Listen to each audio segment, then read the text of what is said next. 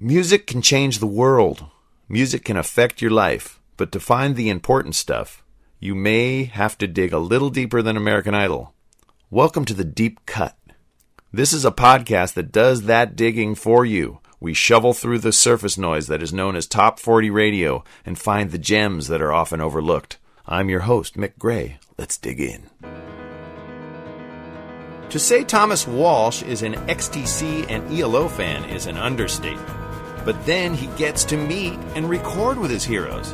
Andy Partridge and Dave Gregory of XTC and Jeff Lynne of Electric Light Orchestra all end up recording with Thomas. Mr. Walsh can pretty much die happy now, but no. We get more fantastic pugwash recordings and we check out a little information about cricket, the famous British game. But in kind of a strange way. In part 2 of my interview with Thomas Walsh, we find out about the award-winning cricket concept albums by the Duckworth-Lewis Method and his latest pugwash recordings. Part 2 starts off as he tells us about how Pugwash's 2002 album Almanac led to the making of the next record, Jollity, in 2005. So it's a big record for me in the end, even though, you know, what it did was so minimal, really. But what it also did was it made me make that second record that was a lot better than the first one for me. And then there was like a sabbatical for about a year, and then I had some people come in and suggest setting a label up and investing some money for another record. So I did Jollity then. Yeah. And that's the record where you contacted out of the blue Dave Gregory, and it ended up being a major connection from Dave Gregory of XTC, of course. Absolutely. The nicest man in pop music, which is, you know, it's actually a bit of a tame way of saying that he's just the nicest man in the world. He's just, Dave Gregory is just, you know, I'd love you to meet. See, you know the way you say don't meet your idols, or, you know, people like Dave, you know, ISIS could meet with Dave and they'd give up all this bullshit. You know, he could literally go into a meeting of world leaders and we'd all be saved, you know? He could do it. He could fix everything.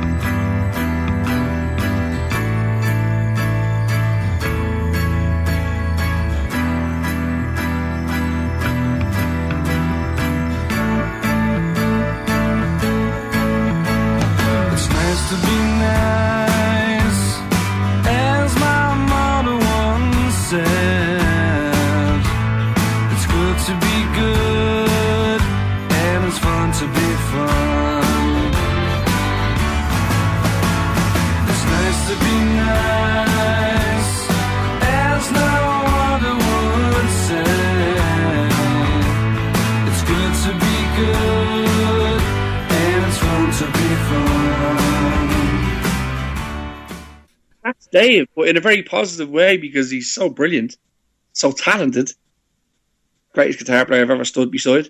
And, you know, and so to me, I didn't know this, of course. I knew Dave came across as wonderful in interviews and all. But a friend of mine, Peter Fitzpatrick in Dublin, this is a fucking great story. Do you want this story? Yes, give it to us. Give it to us. This is one of the greatest stories, because this, in a way, sums up Andy Partridge so beautifully, because Andy is just the most incredible man. You know, he's a bit nuts, but, you know, I'm a bit nuts, and we all are. Music is full of nuts, and you know, it's part of our 5 a day, and I don't know, this just sums up Andy to me in a lovely way, because it's just so brilliant. But a friend of mine, Peter Fitzpatrick, who's still a great friend, a very talented guy, has a little band called Circuit 3, which basically makes records that sound like Gary Newman. Wonderful. You know, you should check him out. Yeah. Circuit 3. And he was working, he still does, he works for Microsoft, a very important man in Microsoft in Ireland, and a very brainy person, and of course a massive XTC fan like I was, and some other people in Ireland at the time. And through his big job in Microsoft, he said, look, we're launching this music-based like web page. Who do you think could do a little track for this web page? So Peter had the call on this, and he went, well, if I suggest Andy Partridge, I'll get to meet Andy Partridge, and I'll get to give him some money. for recording a song. So this is about 2002 or maybe a little later, actually a little earlier, maybe 99, 2000. And because the cut a long story short, he got in touch with Andy. Andy knew, okay, this guy has offered me some good work here. So Andy said, come along to Abbey Road, we're recording some strings tomorrow. So Peter went to Abbey Road when he did all the strings on Apple Venus. And he filmed the whole thing. And, you know, luckily he gave me VHSs years ago. So it's wonderful just to watch all them tracks come together in Abbey Road, you know, with strings that day. It's incredible. But he became friends with Andy in the band. And when he went finally to Andy's, and Andy said, I have a song for you. Come to my house in Swindon. And Peter went. And Andy had written Born Out of Your Mouth. I don't know whether you know the song. It's on Fuzzy Warbles. Born out of your mouth. Da, da, da, da, da, da. Absolutely, that's a fucking brilliant song. Love it. Love the song. And he wrote this song for the website, and of course Peter went, and they had a brilliant day. He had a few drinks, blah, blah, blah, and Erica, Andy's partner, she was in the house, and she was in and out, and she was, you know, saying hello, and they were all hanging out, and they had a great time. And eventually Peter left, and everyone, the film crew that were there, because he shot a little video of Andy there, I think it was, and an interview, and everybody left, and Peter's going down the road, like he's floating down the road after having the greatest day of his life. And he's only down at the local pub or something. I think they all went down then just to have a little straightener, as they call it in Ireland. And next of all, his phone rings, and it's his boss at Microsoft. And he's like, hey, Peter. Yeah? Did you rob Andy Partridge's hat? And Peter goes, what? He goes, did you steal Andy Partridge's hat from his house? And Peter goes, no, I didn't steal his hat. What? He goes, Andy's screaming down the phone. Andy went ballistic on the phone. You know, this guy has come in, he's stolen my hat. You know, his famous hat. You know his little floppy hat? You know the one? Yeah. You know? Did you ever see the picture of Andy with this famous old floppy kind of hat? Oh, yeah. Yeah, you know the one. It's kind of a little military one. It's just... And I think it was that one anyway. And Peter goes, I didn't take it. He goes, it's gone. It's gone. He's shouting at me. You've taken it. You're going to have to bring it back up. He'll forgive you if you bring it back up. And like Peter going, I didn't rob his fucking hat. You know, I'm sitting here and we're just having a brilliant day. And he goes, oh, okay, well, I believe you, but he's threatening to pull the song. And oh, God. He's baffled. Next of all, puts the phone down, Peter, and he tells the guys, and I'm going, holy shit, what's going on? They're all going, did you take it? No, I didn't take it. You didn't take that. God, I didn't know. God, we wouldn't do that. Next of all, 10 minutes later, the phone rings. Hey, Peter, yes. Andy wants to apologise. Erica went out to the shops and she took a end of his head. Oh, God. Erica is his partner. She just popped down to the local shops and she put the hat on because it was starting to rain. So she walked back in with it on her head and Andy went, oh, there's the hat. And rang.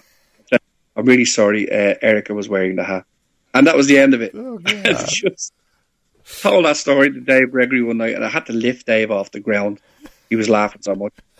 Because in a beautiful way, it's kind of Andy, you know? Yeah. You know, the most beautiful day, but then just something bad, and then it's all okay. Oh, and I mean that in a nice way, because, you know, things like that happen to all of us. But it was still very, very, very... Yep, anybody can be set off at any moment. So it's still one of the funny stories, though. I love that story. But what happened was Peter had all the details, and I said to Peter, look, I really want some strings on a few tracks, and I want to bring this album up a notch because we have some money. So can you make contact with Dave Gregory? He says, I will do that for you, absolutely. And he says, but he did tell me before that he only works with artists that he likes. You know, music that he likes and artists that he likes. So I was very nervous, and Peter sent 3 demos that we did. And next of all, about a week later, maybe less, Peter just says, I've just emailed you over Dave's details. He's mad into the songs and he'd love to work with you. That's wonderful. And I just went, oh. And the thing was, Dave quoted it, he quoted a price to me, which I thought was incredibly, ridiculously low. Yeah. And I just said, well, of course, yes, please, and yes. And then through a quirk of fate with the Section Quartet, the wonderful LA strings people, through their connection with John Bryan, we actually got Abbey Road Studio 2 to record the strings in. Wow. Because they were touring at the time with, oh God, I can't think of his name, American artist. It'll come back to me in a minute, but the Section were touring with this guy, and they just happened to be there when you needed them. Well, they said, look, we can book Abbey Road Studio 2 for this day, and we can be there. So can you get over, and can Dave come down? But Dave had written out all these incredible scores, and I'd asked Dave to do a kind of a Thousand Umbrellas vibe on Rose in the Garden of Weeds, which, I didn't expect him to do exactly the same, of course, but he did a very beautiful arrangement. And I never felt I personally never felt I nailed the song production-wise, as in the construction of it. I mean, the strings are incredible on it, but I should have worked on maybe it just being other than acoustic and vocals, but it's just the way you feel as an artist. But anyway, it's still a beautiful thing.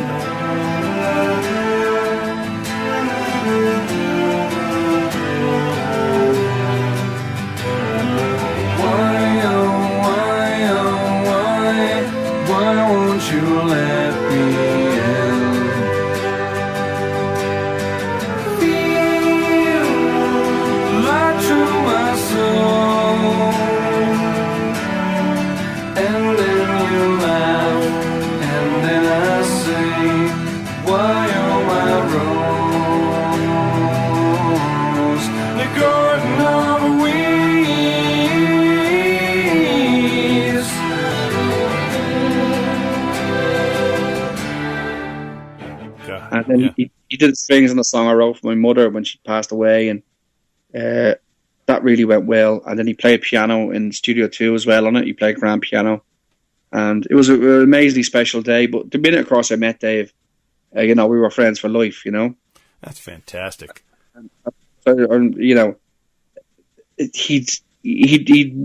to work with us. He's come to gigs in England just to play Making Plans for Noise with us live, And, just things like that. And, we do that for Dave. He just, if you ask any of the band members separately about, who's the nicest person you've met in this madness, and, it's Dave all the way. So, but he was a special connection then, because not alone did he bring his genius to the table, it was with an album that was probably my biggest at the time, just exposure-wise and stuff like that. That's amazing. That is so cool when your heroes become lifelong friends like that. God, that's just the best, man. Absolutely. And he came over to Dublin to play at the launch of the 11 Modern Antiquities album, and my band for that launch gig, was me, Johnny Boyle on drums, who's played with Glenn Hansard and the Frames. Oh, I love them. Keith Farrell on bass, who was my right-hand man through everything, who plays with Mundy and Cathy Davey and all these incredible Irish bands and other bands. Neil Hannon on piano, my future Duckworth Lewis person. Yep, we got to seg into that. Yes, but Neil was on piano, Tosh on guitar, Dave Gregory on second guitar, and Nelson Bragg on percussion. Man, what a band.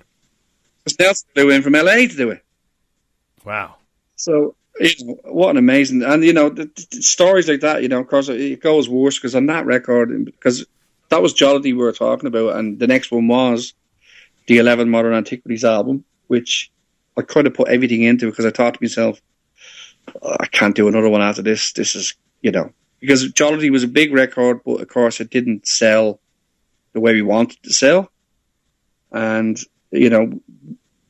I look the way I look. The band looks the way it looks. Let's be honest about it. We can't be marketed like Maroon 5, we could be Maroon 12, We look like three people. Tosh looks like he could be two bad people. Joey could be three people as well for a laugh. Sean is multiple people. So I'd say Maroon 26. You guys are just big guys, Come on. That's the quote, right? Just use that quote as the podcast quote. So wait. Now we got to talk about you mentioned Neil. We got to talk about the Duckworth-Lewis method, which is this concept that you guys write pop music about the game cricket. Yes, and the reason why it's a good segue now from 11 Modern Antiquities, because basically on that record, as I said, Jason doing "Take Me Away," the whole track Jason recorded. I just did the vocals on it.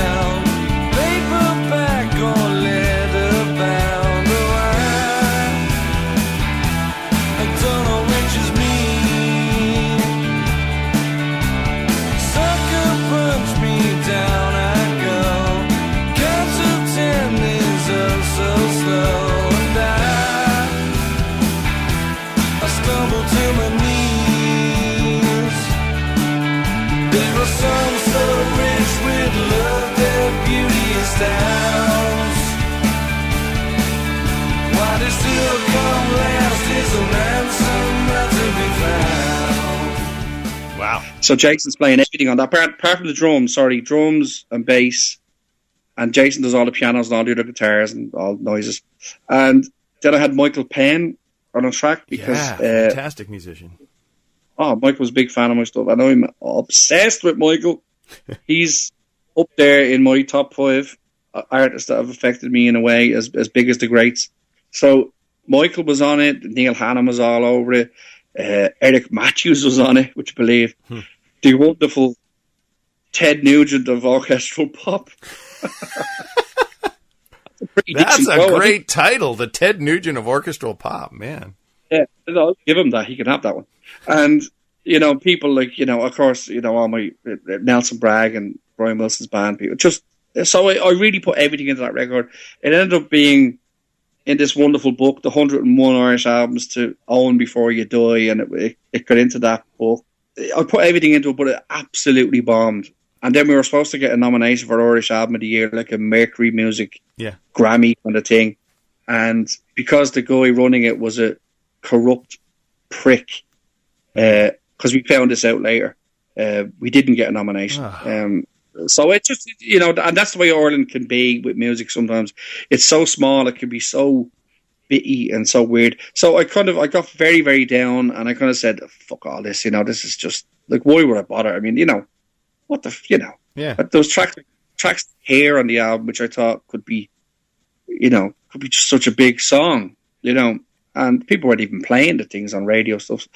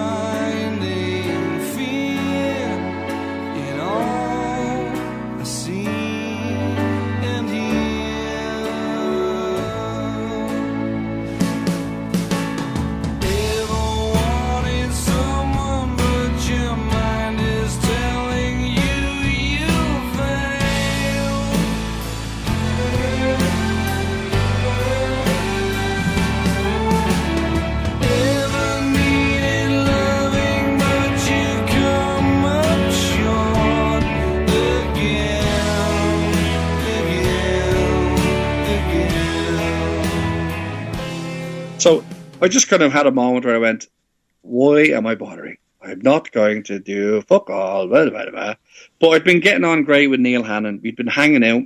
Neil had appeared on my Christmas charity single, Tinsel and Marzipan, which actually charted in Ireland. It was for Irish epilepsy, which is a wonderful cause.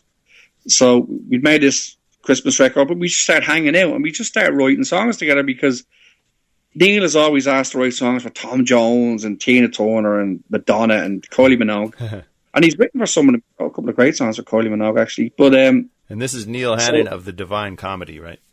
Exactly. This is Neil Hannon of the wonderful Divine Comedy. And we became great friends. But the thing was, we could actually be in a room together and have such fun writing. And I never wrote with anybody. If I did write, when I wrote with Andy Partridge, it was over the phone and stuff like that. So we were sitting together, and he was the same, Neil. He was very much over the phone, over the internet writer. But we just started having such fun. We're absolute opposites. It's brilliant, and that's why we get on so well. And we just started writing for fun, and then we were writing songs for other people. We wrote silly songs, like we wrote a song for Kylie Minogue, which was just submitted, she didn't do it for. It was called Candy Floss. Candy Floss? Candy Floss. Candy Floss. Perfect. Candy Floss, woo. All this kind of stuff.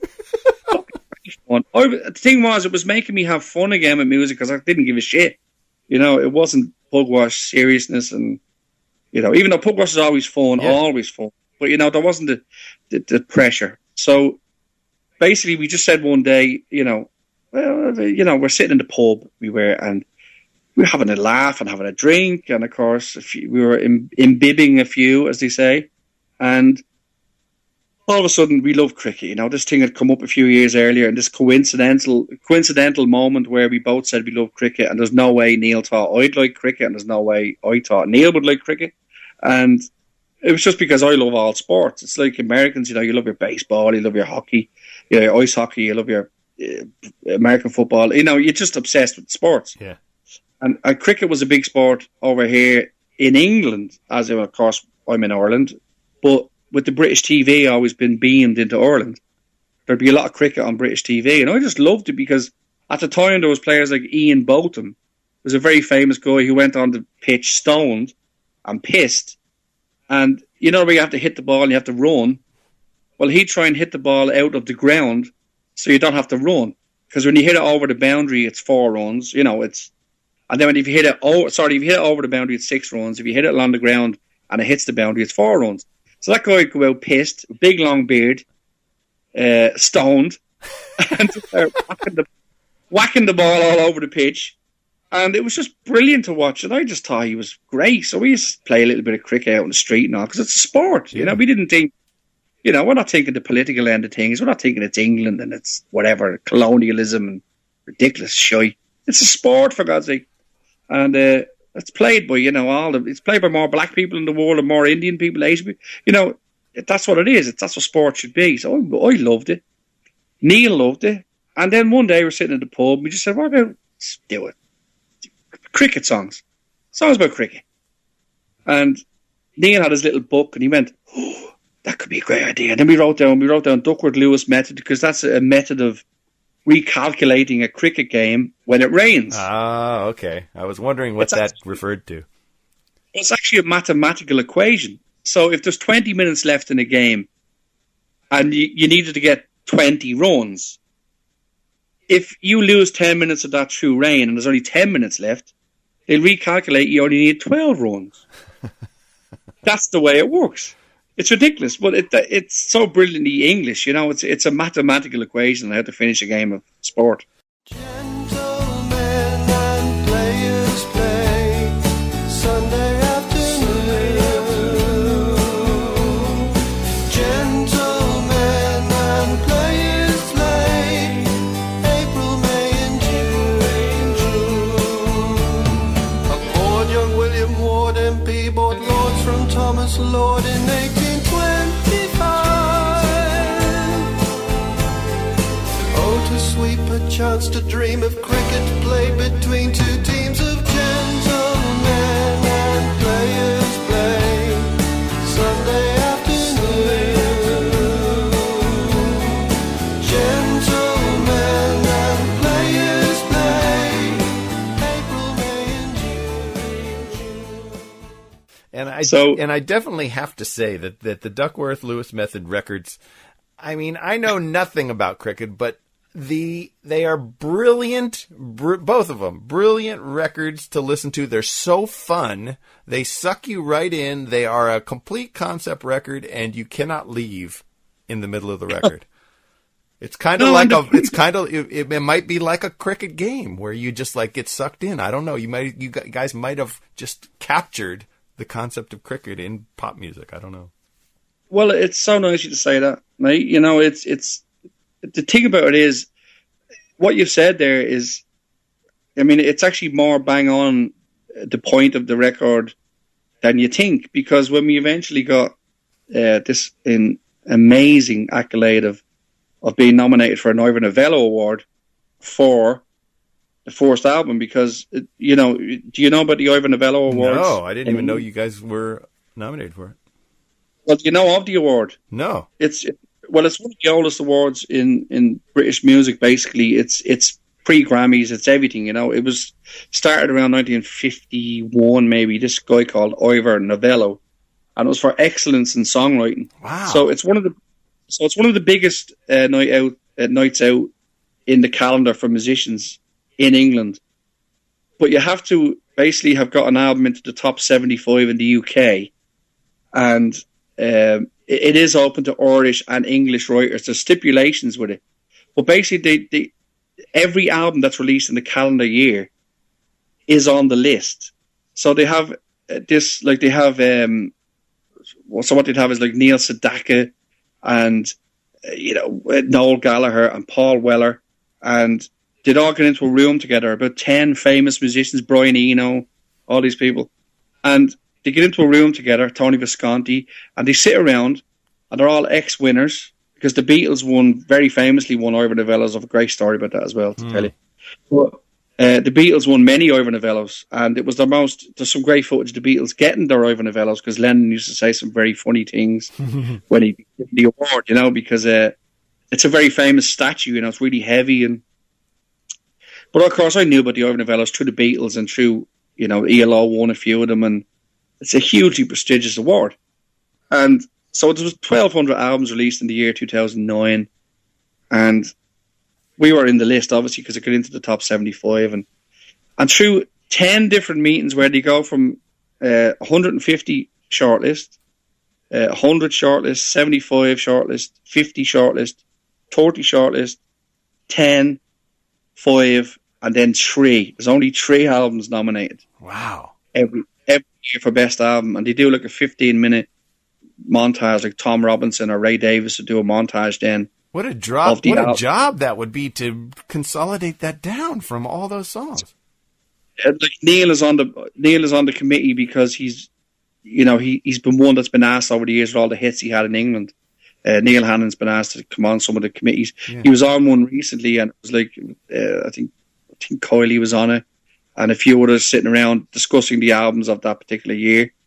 And he said it's the most ridiculously weird process, because they all just talk about the albums they like, and then they have listened to them, and it's amazing. So to get down to the final 3 and be nominated, so we had to go to the awards and all. I was blown. But then they send you the reason why you're nominated, and it's written out by Ivor Novello himself from 1940 something. And he's saying it's to do with the excellence of lyrics, the excellence of the melody, the blah, blah, blah. And it's like a 2-3 paragraphs long of the reasons why you've been privileged to be nominated. And I read it and I was crying. Oh, I can imagine. No, because the Beatles won these. That's the real deal. That's the real deal. And they send you a certificate there when you're nominated, obviously, because just to be nominated is a huge thing. I mean, this is the one time you can say, just to be nominated is special. But you guys made it down to the top 3? We were beaten by Paolo Nutini. Wow.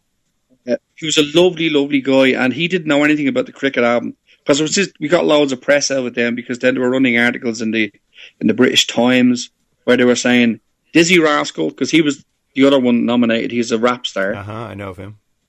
Yeah, Dizzy Rascal has sold 2 million copies of his album. Paolo Nutini has sold 1.5 million. The Duckworth Lewis Method have sold 40,000. Yeah. And it's a cricket pop record. So all the press were going to us for the story. Wow. The Ivors went with us as the main story of us being nominated, because there's always a quirky one or a different one every year. So the thing was, it was the time when the ash cloud, remember the ash cloud was stopping the planes from flying? Yeah. And Neil travelled by boat because he was going to do some promo for a Divine Comedy thing at the same time in France. So he said, look, I'll just go and do the promo for Ivor Novello, you stay at home, which I was happy to do because like the boats were overloaded with people because no one could fly. So Neil went to the promo day with Ivor Novello, and he was all over the news and everything. It was brilliant. Oh, man. So it was the most special time because I was so proud. I'm still very proud. I mean, I have my Ivor Novello certificate signed by Gary Osborne, who's, if you do Wikipedia on Gary Osborne, wait till you see what he's done. Oh, your mind. And of course, nobody know about him, but he's the head. He's the main guy at the Ivors. So you see that yourself, and I'm so proud. And that album, yes, when we sat down and listened to it, like you just said, it does make me go, how the fuck did we do that? Because it's a really cool little idea. We thought about it pissed in a Dublin pub. Two Irishmen, which you don't associate with the game of cricket. One is Protestant, Neil, and one is Catholic, me. And, everything is wrong about it. But that's what makes something that then becomes unique, because the amazing thing was as well, Mick, was that we were getting press from sporting press and the music press. So it was crossing over like mad, Oh. So if we were in America, like CNN, would be interviewing us, and then, ESPN Sports, God, what an honor.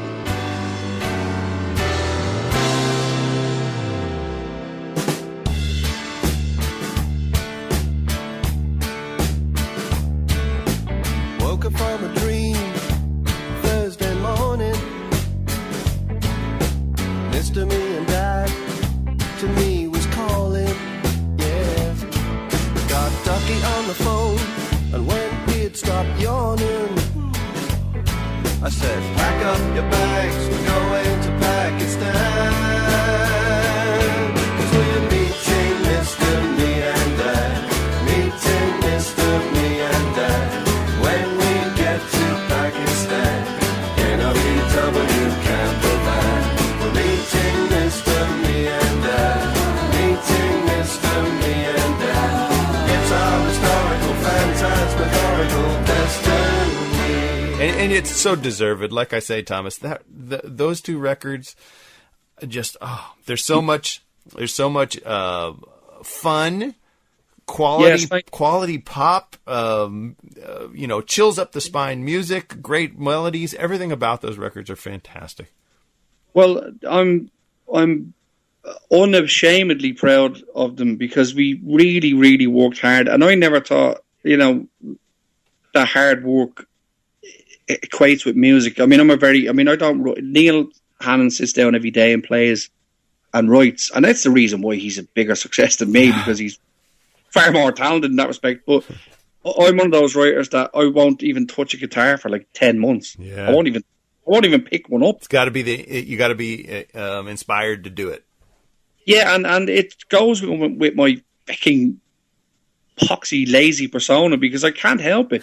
But then all of a sudden, like I did with the Olympus Sound or any of those records, like for 3 weeks I wrote like 27 songs. Oh my God. Finished, lyrics, songs, done, and then Tosh suddenly is getting 27 demoed little acoustic songs over to his house, and then he's going to work on them every night, and that's how it's been for the last 10 years or so, or a little less. And I'm sorry, I apologise. I say, look, it's starting again. The vomiting is starting. They're all coming out, and I can't stop it. So that's how it worked with me. But with Neil, we actually honed stuff. We'd almost surgically take things apart, which I'd never done. Yeah. And sit down and, and the great thing about Neil, see what Neil learned from me, which I always love and take this as a real compliment, is that he's learned how to say, fuck it, it's done. Man, right? Yeah, that's a big deal to be able to walk away, to say your baby it's ready. Yes, but what he taught me, which is brilliant, was that there's always room to hone something still. So when I've come up with a rhyme or a couplet, and I've gone, Oh, yeah, that sounds cool. And then because Neil taught me, you could get in there and you could hone that a little bit more. And I've done that with certain songs, and my God, it's like opening a tapestry of riches, because you can just make a really good line into something very special. Yeah. And that's why I think with the Duckworth Lewis, I think that's probably why with the Ivor Novellos and stuff like that, and with it affecting people and selling, that there was that element of intricacy about what we did with it. And I think that kind of forensic way of looking at pop sometimes people really respect, and it doesn't make it stale or sterile. It just makes it better, Yeah.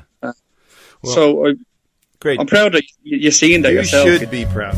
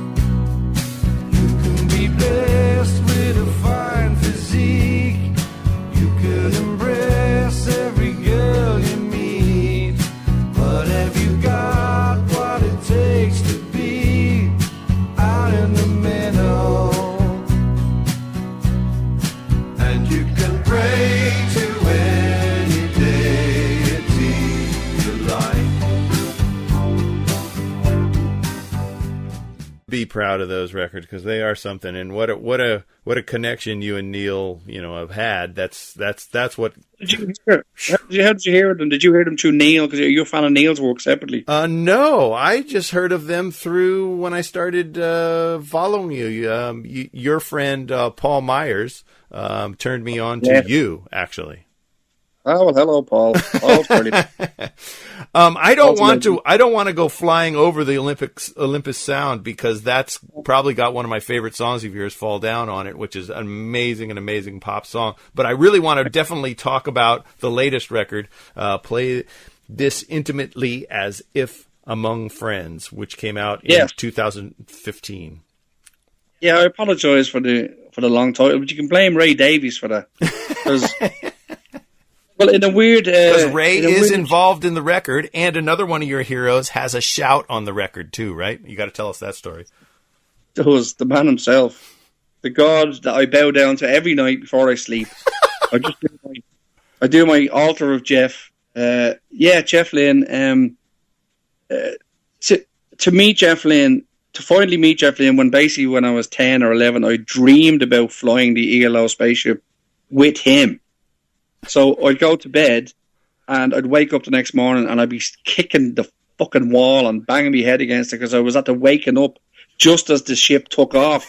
What a dream. And Jeff was there and I'm going, yeah. And all of a sudden, get up, you have to go to school. And they'd be mad. My mother would throw a shoe at my head or something. And I'd be like, oh, fucking hell, I was on the ship. And she's going, what are you saying? I was on the ship with Jeff Lynne. Get down here and wash your fucking ears. And all that stuff. So, I used to, he was just, I absolutely idolised him, man. I play his music and I go, this man, I can't even, I get speechless still at 40. I'm nearly 47 now. The guy just, for me, because, everyone has their own. You talk to Sean from the band, and if Sean had met Gene Clark, look, if I'd have met Gene Clark, I'd have pissed myself. Yeah. But if Sean had met Gene Clark, Sean would have, probably died of a stroke. Let's be honest, he probably would have died, and that's no joking. Joey, it was always Jerry Dammers with Joey, from the Specials. Oh, yeah. And we've become great friends with Jerry Dammers. Jerry's just a great friend of ours, and Joey's his mate now. That's so neat. And weirdest thing, and of course, Tosh has met Paul Weller over the years, but he's yet to really meet Weller. But, I think if Tosh was to hang out with Weller and have this chat, he'd do the same. He'd probably pee his trousers. You're here. We have all these have all these idols, these people, and to finally get to meet them, because I never thought I'd ever meet him. Because Jeff is, he's the legendary status. He's the man who doesn't really, he doesn't socialise. He's not somebody you're going to see on a tour, up to last couple of years when he's just taken over the world. And, so he was slightly reclusive, I suppose, And I just thought, I'll just get on with what I do. But then friends who knew about my obsession would pass on records when they'd meet him, because I had great friends in LA, and I still do. So it was a friend of mine who was playing with Neil Innes at the time, and had gone along to a screening of the Seventh Python, and he sat behind Jeff. Wow! And he brought along some copies of Jollity because he just said, look, Jeff's going to be here. I know he is, so I might get to see him and I'll give him a copy. And I was like, well, if you do that, that's phenomenal. But, yeah, go for it. But he ended up that Jeff sat in front of him. And at the end of the show, he just said, Jeff turned around, straight in his trousers. We all do when we get up after sitting down. And he just said, hi, Jeff, I play with Neil. And he, oh, hello, yes, go. This was Ken. His name is Ken Simpson, by the way. Yeah. Hello, Ken. Great guy. And he said, look, I just have this CD. I know you probably don't like CDs been shoved in your face, but it's an Irish band called Pugwash. And he goes, oh, I've heard of them. They covered one of my songs. And we did. I'd done a cover of On With The Show, an Idle Race song. Yeah. As a B-side to At the Sea, the song from 11 Modern Antiquities. And he'd seen it on YouTube or something, and he went, oh, I'll take that. I like them. Yeah, so he took it, and then as he was leaving, about half an hour later, when they're all still in the foyer, filtered now, Ken was leaving, and he saw Jeff, and Jeff saw him, and he went, Jeff lifted the CD up and went, I've still got it, and, which means that he'd normally fucked them in the bin. But I always remember Ken writing and saying, he actually said to me, I still have it, And so it's just a brilliant story. And then fast forward about 3 years, and we're in the middle of the Olympus Sound. And I'm coming home from a session. And I walk in, it's late at night, and I had a few bags with me. I bought some milk and the usual stuff. And I came into the hallway of my old place, and there was a letter on the ground, an American stamp, and just written out. And I was like, I'm not expecting a letter from America, I suppose, And I just went in and I put my stuff down. And for some reason, which I never do, because when you just open a letter, you rip it open. I just got a little knife and I just did the classic, like the nice cut. Yeah. I just cut it open beautifully, smoothly, and took the letter out. And I was putting stuff down still. I was taking the letter out, and I opened it up. And when I opened it up, the bottom bit appeared first. And I had all the best Jeff Lynne signed. And I was like, what the fuck is this? And I opened it up, and it was a letter from Jeff. Oh, my God. And I just want to say that you're one of my favourite artists around, and your voice is brilliant, and I love your double tracking and the songs, and I fucking collapsed. I honestly, I just sat down, and I remember, because it was 2 o'clock in the morning or 3 o'clock in the morning, I think I rang Nelson Bragg or something, because I could only ring American friends because they were still up. Yeah. Because it was like 3 o'clock in the afternoon in LA or so, whatever, 6 o'clock in the evening in LA. Yeah. And so I was trying to ring people that would be awake to tell them, oh, that Jeffrey, put the phone down. Well, I remember because Tasha just... it could be 100 different producers in the world could send you a letter like that, and you'd go, that's very nice of them.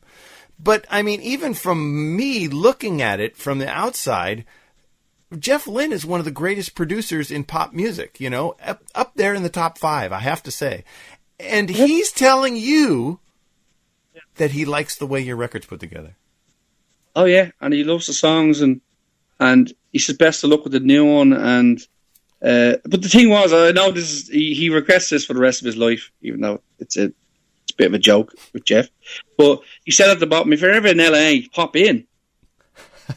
I went, now how do I get to fucking LA? Oh yeah, let's go online and book a flight. So of course I didn't. I just lived. I remember ringing Neil the next morning, Neil Hannon, and saying, Neil, come to the studio, because Neil did a lot of stuff on the Olympus Sound with us. he actually came up with the idea for the intro to Fall Down, would you believe? So now, not the actual part. The track used to just start with just come in with the start. But when I'd recorded it, I did all the block harmonies of the Fall Down in the middle section. Yeah. And we were just listening back to it near the end, and Neil said, "Why don't you put the big block harmonies as the intro, just before it comes in with the drums, And I said, "Well, let's take them out and pull them back, and let's put them in at the start." So our engineer Fergal did his little bits and pieces, and all of a sudden it's Fall Down, Yeah. Fall down.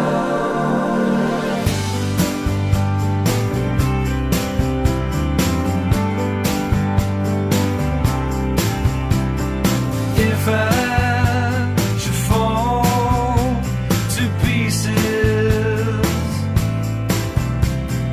if I should crawl on my hands and knees, no one tried to help me out.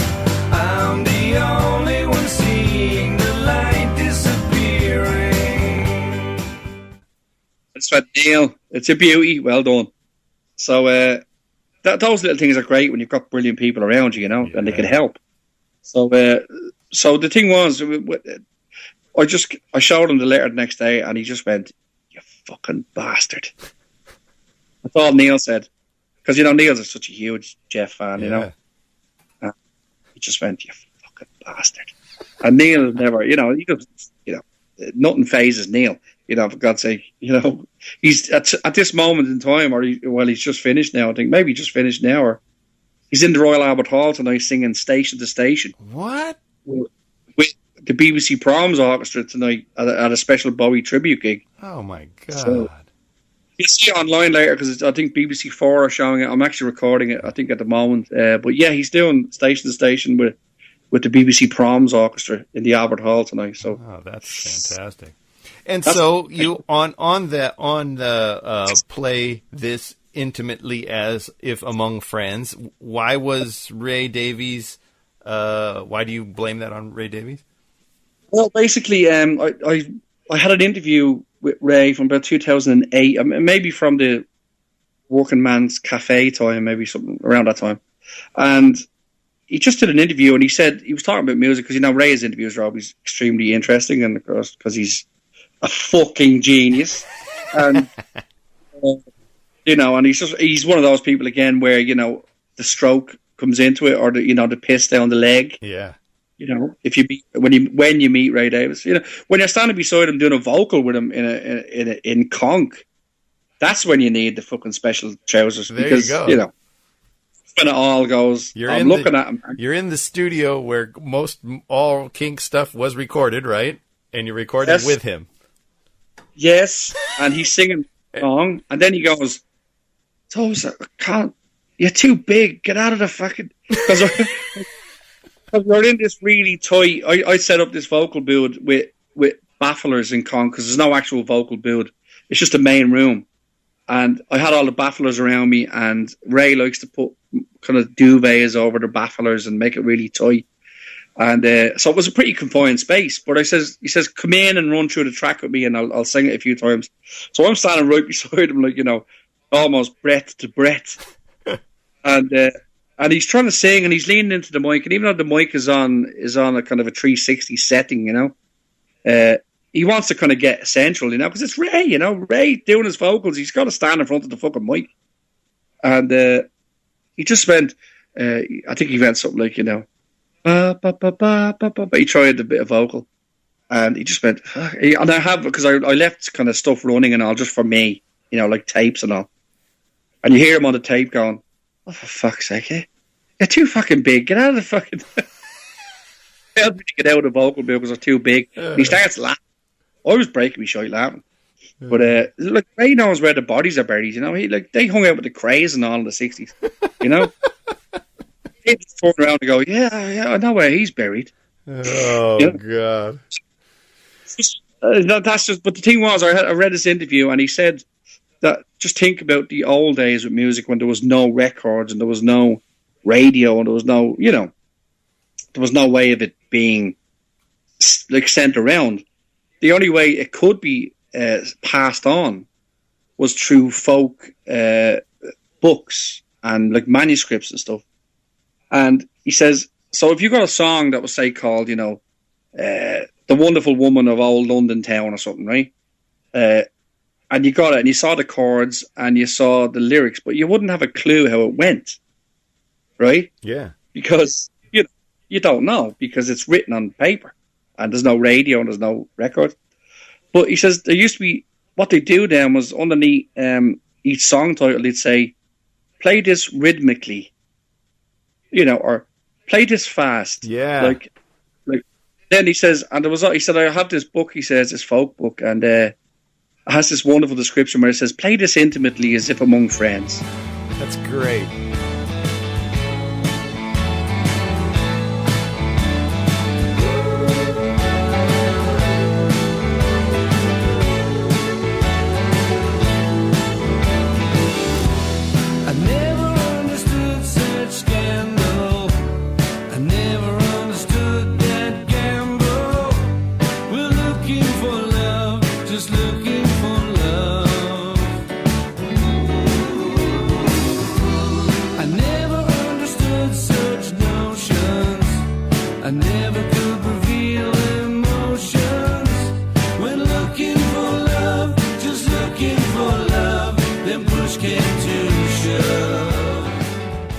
That's a great title for an album. Yeah, and every song in those days was just interpreted, you know, with the people that were going to record it, or excuse me, you were going to play it right there at that moment.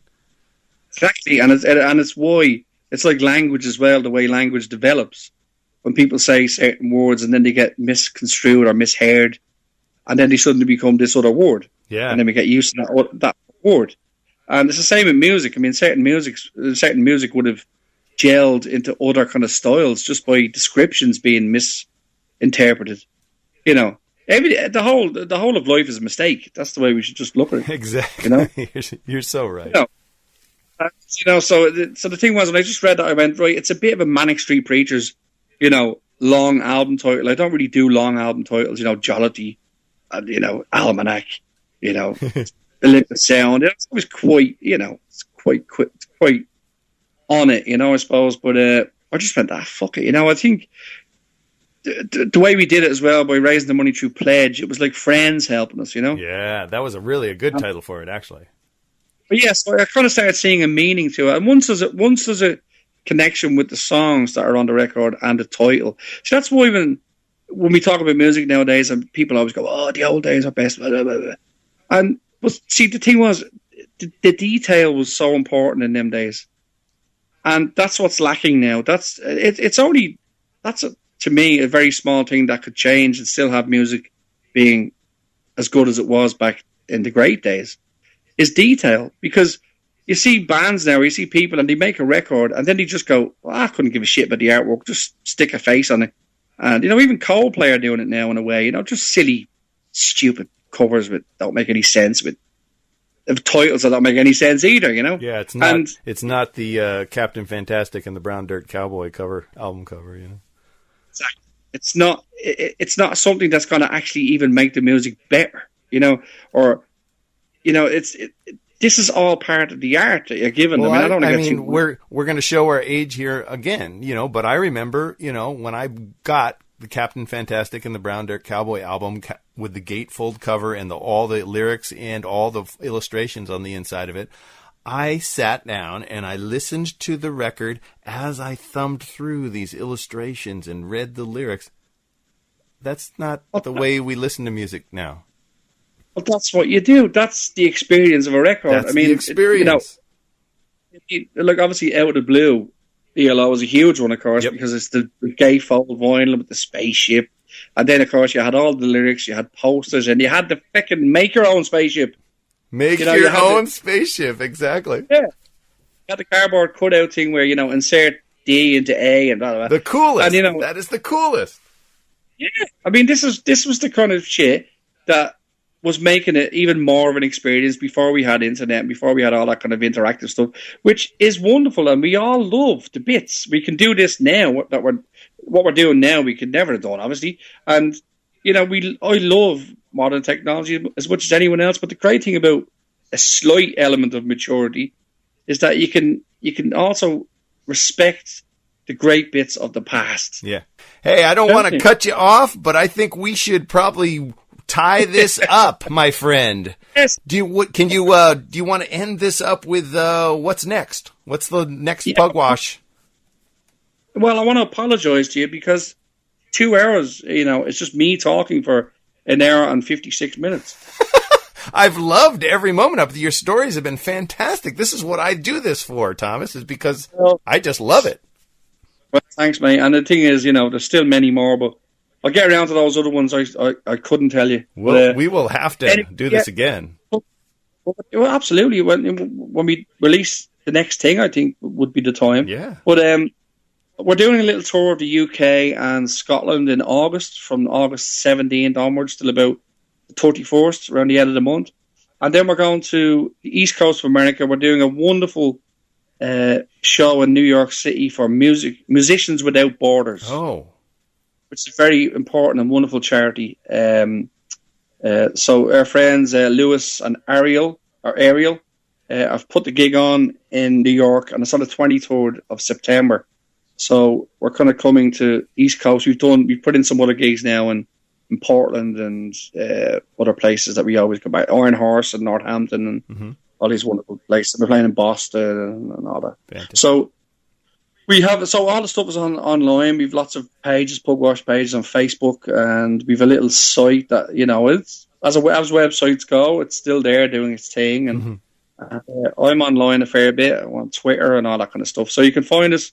Lots of stuff on YouTube, and, you know, so go nuts, as they say. Yes, we will. We'll all stay in touch with the Pugwash journey and follow you guys, because we love what you're doing. We didn't even talk about your band, but you have the most fantastic band. I'm so pleased that the guys that you have are hanging with you and staying strong like y'all do. Well, thanks. Yeah, it means a lot because, you know, and it's true. I do have them. I bought them 2 years ago. Purchased them.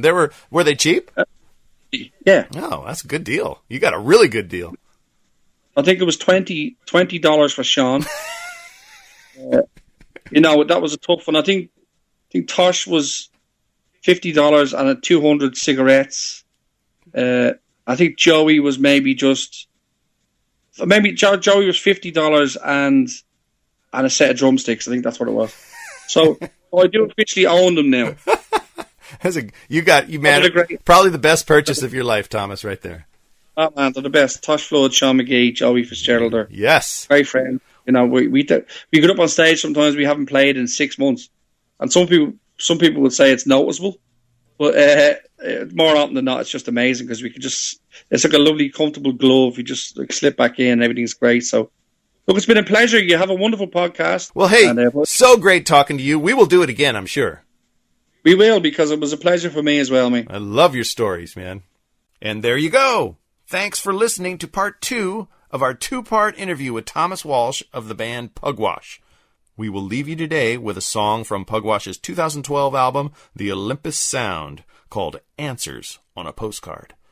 As always, big thanks to my super producer, Anthony Walker, and remember, keep on searching for those deep cuts.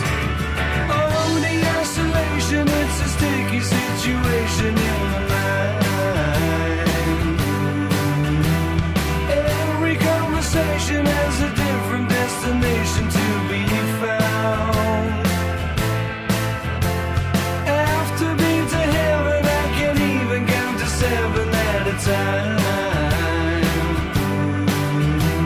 Life has done me over and the toll has knocked me sober. It's a crime. Where can I go from here? Where can I go?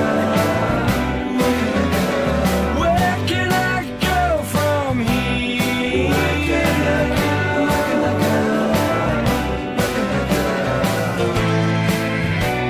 Answers on a postcard.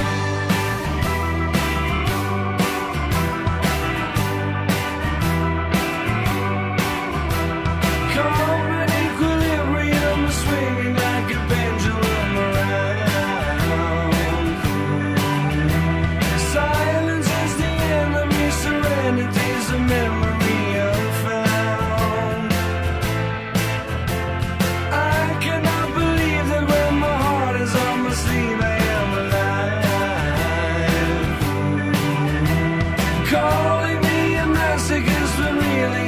pacifist gone wild.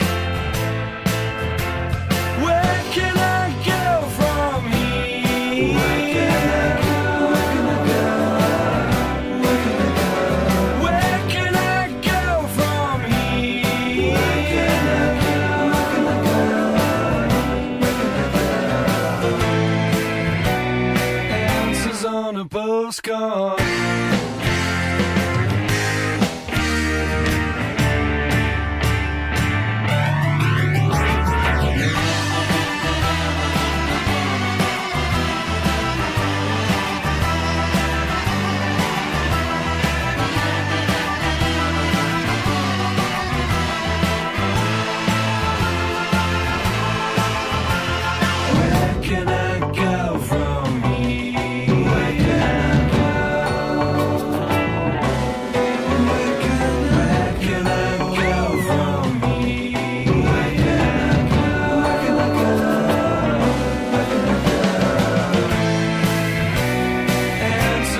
Postcard.